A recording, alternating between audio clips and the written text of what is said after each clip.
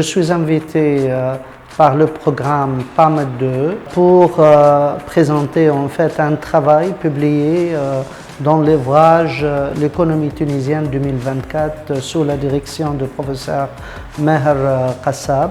Donc j'ai présenté les chapitres 13 portant sur la fuite du cerveau, donc les déterminants, l'ampleur et les effets. On a discuté enfin certaines implications politiques adoptées par la Tunisie. Une discussion très riche était animée dans cette formation.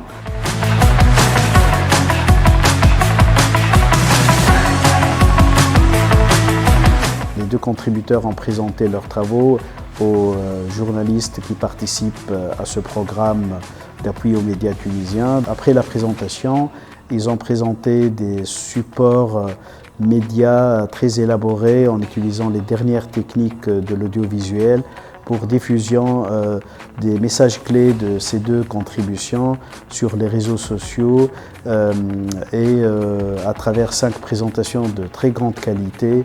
Cela m'a permis de voir la qualité de leurs interventions et leurs compétences, leurs contributions futures pour promouvoir la vulgarisation de la connaissance économique en Tunisie. J'espère pouvoir continuer avec donc la vulgarisation des contributions de l'économie tunisienne 2025 qui partira au début de l'année vers le mois de mars 2025.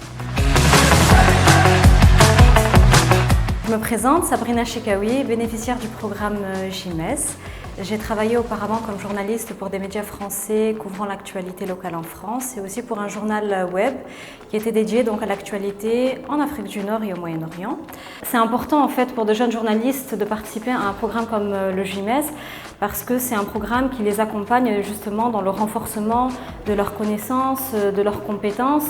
C'est un domaine qui est en constante évolution, donc c'est un programme qui nous a permis aussi par exemple de se mettre à jour sur les nouvelles pratiques journalistiques. On parle d'intelligence artificielle, donc c'est important justement de rester à la page et c'est aussi un des objectifs de ce programme-là en tant que jeune journaliste.